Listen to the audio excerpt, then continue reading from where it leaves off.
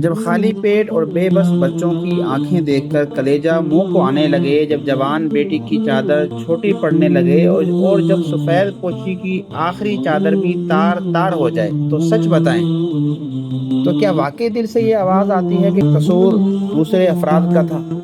آج تک ہم نے اپنی بزدلی کو حالات اور قسمت کا نام دے کر دل کو بہلایا، لیکن آج میں آپ کے اس جھوٹے سکون کا جنازہ نکالنے آیا ہوں، کیونکہ جس آگ میں ہم جل رہے ہیں اس کا ایندھن بھی ہم نے خود جمع کیا ہے۔ اگر آج اس جہنم سے نکلنے کا راستہ ہم نے خود دریافت نہ کیا تو یاد رکھیے، ہماری اگلی نسلیں ہمیں کبھی معاف نہیں کریں گی۔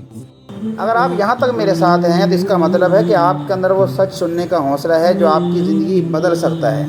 تو آئیں مل کر ہم اپنی انفرادی خامیاں تلاش کرتے ہیں کہ ہم میں سے اکثر یہ غلطیاں تو نہیں کر رہے۔ ہم ڈگریوں کے پیچھے بھاگتے ہیں، سفارش ڈھونڈتے ہیں، لیکن کبھی خاموشی سے بیٹھ کر یہ نہیں سوچتے کہ میرے پاس ایسا کون سا ہنر ہے جس کی دنیا کو ضرورت ہے۔ ہم نے ڈیپ ورک کی بات کی تھی کہ آج کی دنیا اسے پیسہ دیتی ہے جو اپنے کام میں مہارت رکھتا ہو۔ کیا ہم نے کسی ایک کام میں ماہر بنایا ہے یا نہیں بنایا؟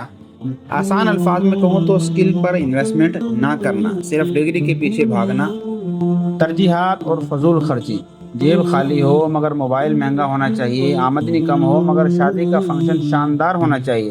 ہم اپنی زندگی دوسروں کو دکھانے کے لیے جیتے ہیں، اپنے مستقبل کے لیے نہیں۔ یہ دکھاوا ہمیں غربت کی دلدل میں دھکیل دیتا ہے۔ سیکھنے کا عمل روک دینا، ہمیں لگتا ہے اسکول، کالج، مدرسہ ختم ہوا تو سیکھنا بھی ختم ہوا، جبکہ سچ یہ ہے کہ زندگی تو اسکول کے اختتام کے بعد ہی شروع ہوتی ہے۔ کہ ہم نے کوئی نئی کتاب، کوئی نیا کورس، کوئی نئی اسکل اپنے اندر ایڈ کرنے کی کوشش کی، یا صرف اسکرولنگ کرتے رہ گئے؟ اب آتی ہے سب سے اہم بات، اگر غلطیاں ہماری ہیں تو ظاہر ہے حل بھی ہمیں ہی نکالنا پڑے گا۔ تو پہلا کام تو یہ ہے کہ اپنی ذمہ داری قبول کریں۔ پہلا قدم یہ ماننا ہے کہ میں اپنے حالات کا، اپنی ان تمام چیزوں کا خود ہی ذمہ دار ہوں۔ جب آپ یہ مان لیتے ہیں تو آپ کے اندر سے یہ حالات بدلنے کی طاقت بھی جاگ اٹھتی ہے۔ دوسرے نمبر پر کام ہے کہ اپنے وسائل کو پہچانیں۔ اگر آپ کہیں گے بھئی میرے پاس تو کچھ ہے ہی نہیں، تو میں کہتا ہوں کہ آپ کے پاس وقت ہے، آپ کے پاس دماغ ہے، آپ کے پاس انٹرنیٹ ہے، تو یہ وسائل ہیں جنہیں استعمال کر کے دنیا بدل گئی۔ انفرادی طور پر سوچیں کہ آپ ان سے کیا کر سکتے ہیں۔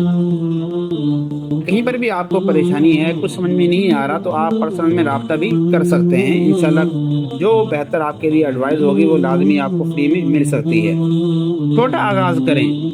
ڈیپ ورک کے مصنف کہتے ہیں کسی ایک ہنر کو پکڑیں اور اس میں اتنا گہرا اتر جائیں کہ کوئی آپ کا مقابلہ نہ کر سکے۔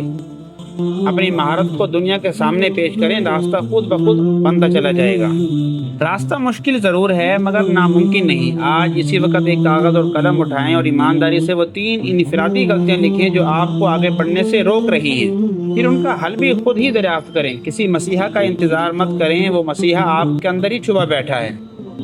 انفرادی طور پر سوچیں، انفرادی طور پر بدلیں، اور پھر دیکھیں کیسے یہ معاشرہ بدلتا ہے۔ استقامت ہی وہ چابی ہے جو ہر بند دروازہ کھول سکتی ہے۔ آپ کی سب سے بڑی انفرادی غلطی کیا ہے؟ کمنٹس بار میں ضرور بتائیں۔ ملتے ہیں نئی ویڈیو میں، تب تک کے لیے اللہ حافظ۔